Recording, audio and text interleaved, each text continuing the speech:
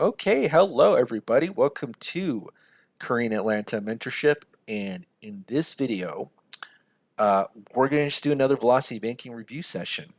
And here's the thing, have you ever thought about what would happen if you paid off your debts really quickly? And I'm talking about stuff that your average person would never do, like pay off all your credit cards, your student loans, auto loan, your mortgage within a span of about 7 years. So I've seen other velocity banking videos like pay off your mortgage in about 7 to 10 years. And it's like, dude, I've been doing these demonstrations for about a year now, and on average, on these demonstrations, we pay everything, including the mortgage, in about 7 years, right? And if you tell your friends that, hey, I did that, do you think they'd be like, wow, how'd you do that? Or do you think they might be jealous? I think they might be a little bit jelly, you know? And, it might be like that Winston Churchill quote where it's like, most people find out the truth and then they just like moved on as if it never happened. You know that Winston Churchill quote? I'm not quoting it word for word, but I think it might happen. But here's the thing.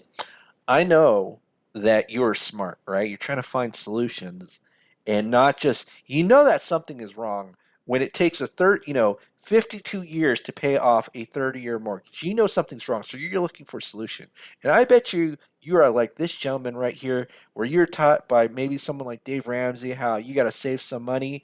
And then, somebody presents to you something like velocity banking, and you're thinking, ooh, what's this? I gotta take a look, right? I gotta take a look. So what we're gonna do is take a look into velocity banking and see how long it takes to pay off debt. Now, one thing I do want to mention is that a lot of people don't really think about home affordability. So they might think about, oh my goodness, $120,000 of income, that is so much. And they think they could buy a $400,000 home. And I'm going to show you something. So I've been doing this demonstration for the past couple of videos, but let's say we got all of our debt, right? And not including the mortgage, because that's when you actually borrow money for a home, but all your debts before you get the mortgage. And let's say you had about $1,800 in debt payments, right? What does Zillow say the maximum house amount that you can afford is? It's $200,000, right? $200,000, $120,000 of income, and $1,800 a month in debt, and all you can do is buy a house for $200,000. So you got to wonder, who's these people buying these $400,000, $500,000 homes? And if you didn't know, in places like LA, where the average home, this shack, like that's dilapidated, is like $1 million. It's $1 million, and $120,000 would be like poverty wages there. You can't afford to live there. And home prices have gone up so much in this country because of a shortage, housing shortage. So if you think, oh, I make $120,000, that's good income, you ain't gonna, like, if you want to live comfortably with these types of debts and a mortgage, you could only pay up to a $200,000 home. Now, if you don't have any debt, obviously, that number can go up a lot more. But I find it very hard to believe that there's someone without any other debt, um, and housing would be their only debt, right? So it's really important that, if we can't find, let's say, a home at this range, we got to put in more effort than the other person. And the easiest way to find discounted homes is look for a distressed property, right? That's the easiest way to find it, and most people won't do it. All right, so let's get into that, and that's why here we have a $200,000 mortgage and not like a $400,000 one, because a $400,000 one will destroy you at your income level, whether you do velocity banking or not. Right. All right. So now we're doing this. We got a budget. So income, expenses, and remember, when you do an expense breakdown, right? When you're doing an expense breakdown, you have to list every single debt that you have, because the whole point of the strategy is to eliminate debt, and the more debt that we eliminate, the more cash flow we have, right? So we've done the average American side column, and what's the difference between the average American and the velocity banker? The average American uses their checking account as their main operating account, right? Whereas we will use our line of credit as our main operating account, and we're not going to have savings, right? So this is the exact opposite direction that we're looking at. We're not saving money. We're not looking at this, right? We're looking at here, where we have no savings. Okay, we have no savings, and we're going to have income minus expenses to be our cash flow. So let's go ahead and copy these numbers, and then income minus expenses will be our cash flow. So now it looks the same in the beginning, right? But that's because we haven't made our line of credit as our main operating account. And let's just assume we have a 15% personal line of credit. 15% personal line of credit, okay? Um, Up to $30,000. Now, here's a secret to getting credit. You only get it when you don't need it. And that's how I got over 200 and something thousand dollars of lines of credit, because I always get it when I don't need it. Because banks don't lend money to people who need it. We have to remember that. And even if you did get money when you did need it, you have to, you're basically going in on a shaky foundation. I'm not saying that, I'm not going to make any moral judgment, but I'm saying that build yourself a good foundation when you step into life, right?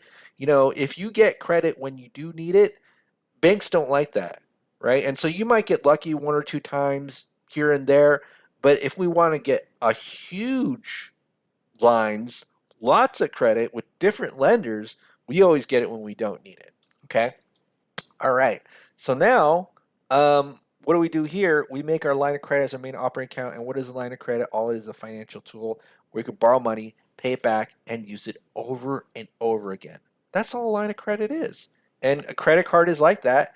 But credit cards have some restrictions where you can't pay auto loans, student loans, mortgages very easily unless you use a third party service like Plastic with a Q, right? And so, I still use credit cards to pay mortgages. And there's a saying that the best credit decision isn't the best financial decision. So I may pay like $5,000 and pay a mortgage to pay a mortgage principal, and that's because maybe right now I have a $10,000 limit with one card, but I want to make it 20s, and the bank sees, hey, you're making these $5,000 transactions. We'll go ahead and increase your credit limit, or it'll be a lot easier for them to justify the credit limit increase if you're using their money, right? So might want something you want to think about. But credit cards are a little bit harder to operate than, let's say, a personal line of credit because, hey, with the personal line of credit, I can use it for anything, right? If I borrow $1,000 on a personal line of credit and I don't have any money coming in and I have like a $50 monthly payment on that credit line due, maybe what I would do something like this in an emergency. I borrow $50 from that personal line of credit and then pay that bill and then pay myself back. So now it's like $1,000 plus a little bit of interest. You might be able to do that, right? Or you definitely can if you have the limit. Okay, I wouldn't recommend it because you have a lot more expenses that you're not even using if you have absolutely no income. But this is a very powerful tool. Okay, so now let's go ahead and do this. We're going to maximize this cash flow number, and on day one, that's what we attempt to do. So let's move these credit cards, right? Let's move these credit cards into that line of credit. So it's basically a debt transfer. You can see this here at $27,000. Let's move this $27,000 right here, okay? And then what happens by simply transferring debt? Oh my goodness, look at that. We went from $1,900 of savings a month to $2,800 of cash flow. And what's the actual strategy? Basically, we put this whole $7,000 into that line of credit. So as soon as you get paid, just dump it. That whole $7,000, right? Because it's going to do two things. One, it's going to satisfy the minimum monthly payment, and number two, the average daily balance is going to be it's going to be the lowest it can possibly be, right? Because that's how they calculate the interest. So when you put that whole 7,000, it's going to minimize the interest, and then we take that $4,000 back in expenses, and then after every month they'll go about $2,800 a month or so, right? So let's go ahead and do the Excel math, right? We just calculate the next month. We add one to the next one, and then we calculate the next month's balance. It's the previous month's balance plus the previous month's interest minus this cash flow number. So 2826.67. Right? And then now what we do is we take the average daily balance, we take the average of these two numbers to estimate it, multiply it by the interest rate, so 0.15, 15%, that's what my personal line of credit interest rate is, and then divide by 12, okay? Divide by 12. And personal lines of credit are awesome because it's just like, hey, you need cash? I just click a button on a website, and then I got cash in my checking account if I do need it. All right, so now let's go ahead and borrow that, or not borrow that, copy and paste that. And so now we see the strategy in action. And then we see after 11 months, oh my goodness, we got these two credit cards paid off. That was $27,000 of debt in 11 months. I don't know about you, but you know a lot of people who paid off $27,000 of debt that quickly. I don't know anybody like that. All right. So now the next is we have all this debt: auto loans, student loans, mortgage. And it's like, which one do we focus on first, right? Do we focus on this 5.5% interest rate, or do we focus on this auto loan right here because it's got a higher payment? Okay. So I like to use a cash flow index because it's a very easy ranking system for me to figure out which debts I got to pay off. So all a cash flow index is the current statement balance divided by the monthly payment. Now, I know the current statement balance after 11 months is in 22K, but let's just roll with it anyways. So we'll just do equals 22,000 divided by 415.17. And then this one is 20,000 divided by 217.05, and then this one is 342.01. I'm sorry, not 342. 33000 divided by 342.01. And then this one is 200000 divided by 1199.1. And then you could see that basically there's a number. And the lowest number is the one you want to pay off first because it provides the most cash flow compared to the balance of the loan. So just think about this. Even though this has a higher interest rate, 5.5%, wouldn't you rather pay $22,000 to get $415 back rather than $20,000 to get $217 back? Right? So if we focus on paying this off first, we're going to get a lot more cash flow than compared to this one. That's basically what the cash flow index is measuring. And these numbers have some significance, but right now, just if you want more detailed explanation, look up cash flow index on Google. Wealth Factory, Garrett Gunderson. He's the one who made it up. So it's an easy way to figure out which one we pay off. So let's go ahead and pay this one off first. And we need to figure out what the balance of the loan is after 11 months. So let's go ahead and do that. So 22,000. So 22,000, 5 years at a 5% interest rate. Ooh, let's take a look at that after 11 months. And so now we got 18 grand, right? 18 grand. Okay. All right. So now let's move this 18 grand into that line of credit, right? So let's move that 18 grand into that line of credit. And here's the thing. Is it always the best idea to move a loan into a line of credit, especially with the interest rate difference from 5% to 15%? That's a huge difference, right? But it depends on a few factors. It depends on the size of the loan, the amount of cash flow you get. Um, but I'm going to say this. Usually, if you really care about the interest that you pay, use the chunking method, which we'll go over.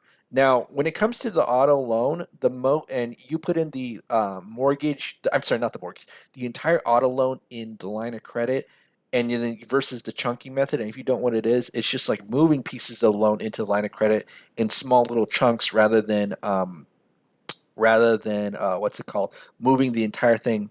It's only going to be a couple $100 difference usually with auto loans. But the thing that we have to be careful of, and this is what people don't understand, is that with mortgages we usually don't want to replace the entire thing with the line of credit.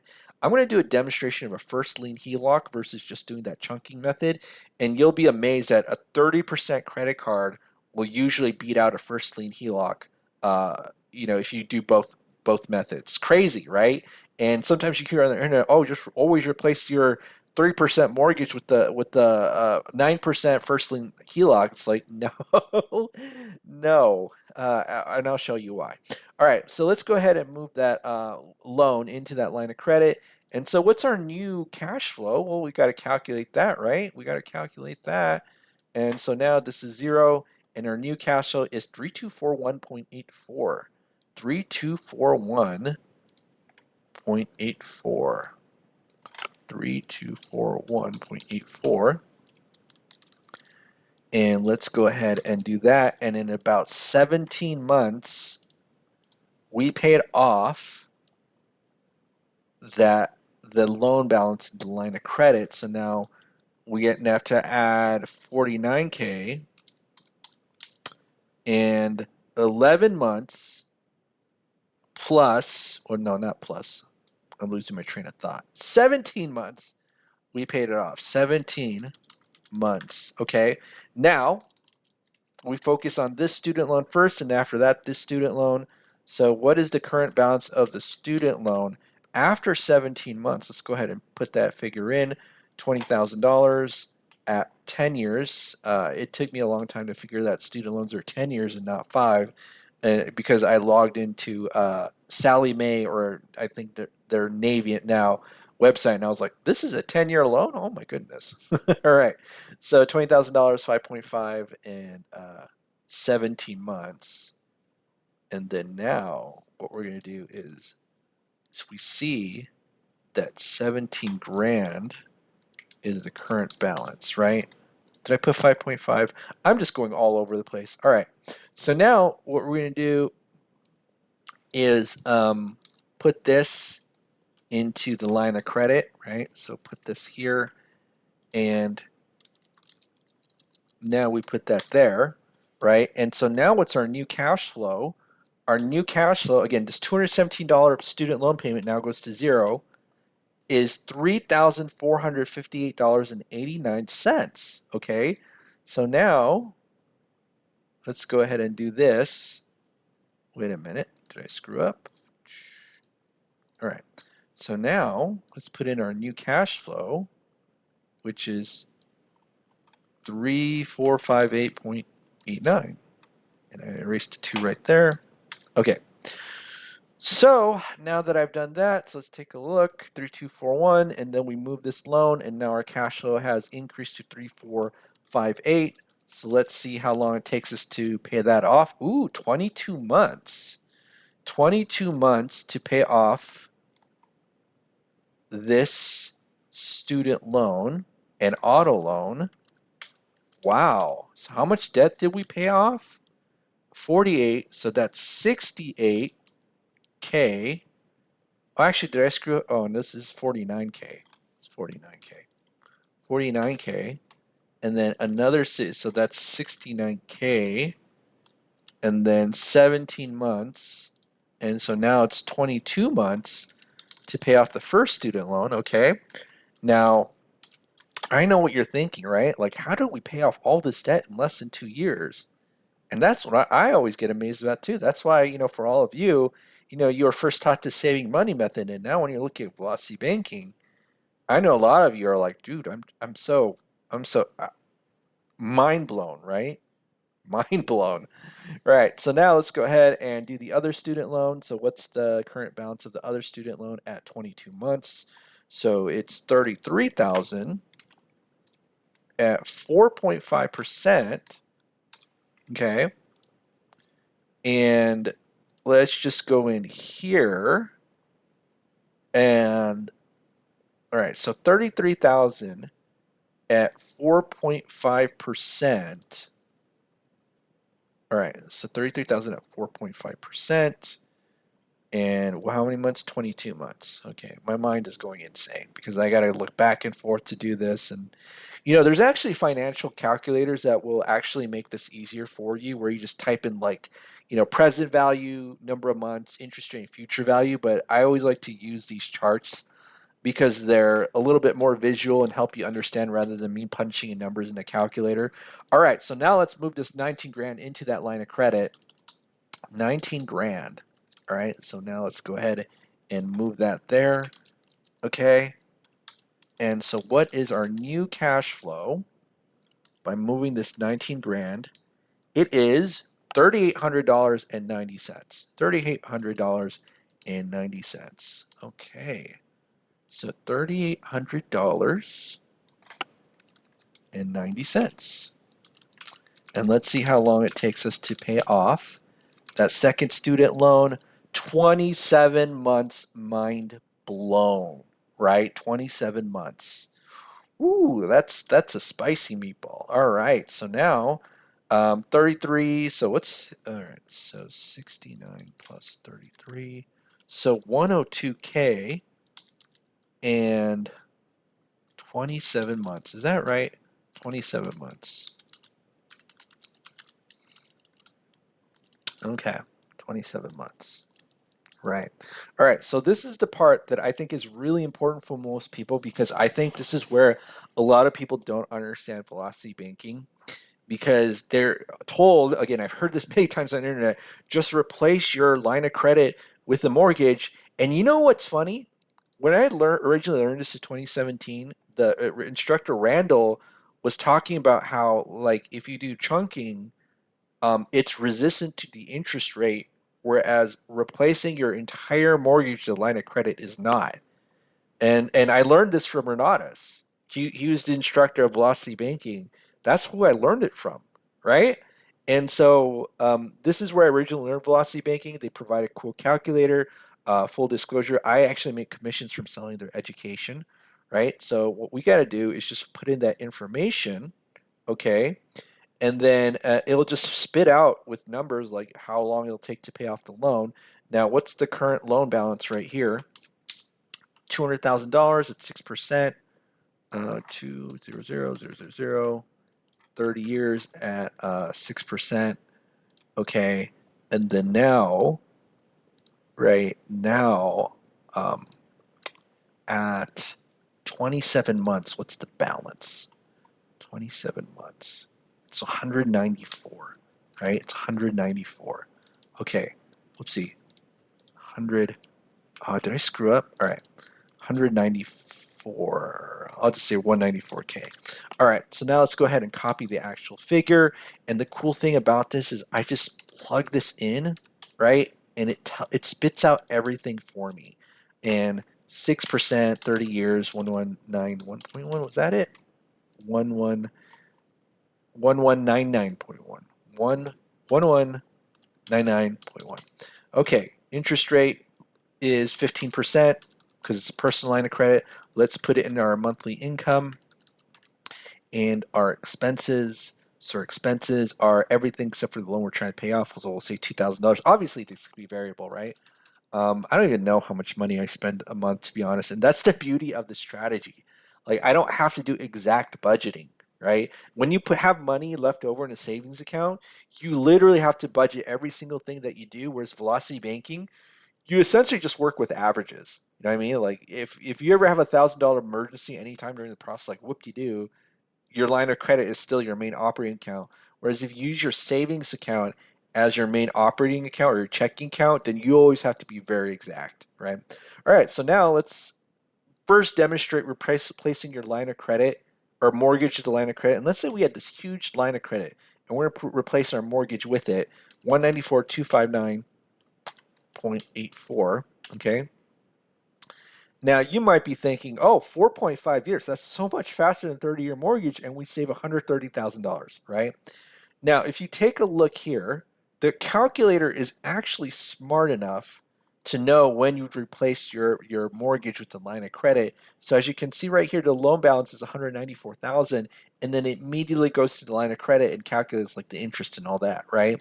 So again, if we put 194,000, 4.5 years and 74K. So remember the 74K. Now let's just do a $7,000 chunk, meaning we just transfer $7,000, pay it off with our line, our what's it called, income and expenses, and make it go down to zero over and over again. So how would that look like realistically? So kind of like, okay, we move $7,000 into this line of credit right here, and it pays off in literally in 2 months. Oh my goodness, maybe we need to do a bigger number like 15,000, right? And then it gets paid off in about 4 months. And then we do another 15 right here and rinse and repeat the process over again. But let's just do $7,000, right? Look at how it's even faster, 3.7 years, and it's 24K of interest. So I don't know about you. If you want to replace your mortgage with the first lien HELOC at 9% or whatever, and we can, why I guess, or you can even do this with the 30% credit card. Here's the crazy thing. I do a 30% credit card on this, right? 30%. And I still come out on top than a first lien HELOC, right? Isn't that crazy? Isn't that crazy? Actually, let me just do this. 194,259.84. And I got to change the interest rate because obviously HELOCs do have lower interest rate. We'll say 9, right? All right, well, 36%. Actually, hmm. This one's really good. I'll be honest. So it really depends, okay? So here, obviously, I use 15% as the personal line of credit. But if we did use a HELOC, that interest rate really does make a difference, right? So it's very replacing your mortgage, the interest rate does matter. That's the point I want to make. But if I do 15%, look how this doubles. Whereas if I do a 30% credit card and I do, let's say, $10,000 chunks, or maybe seven, we'll do 7,000, right? Like 7, 10, it's almost the same.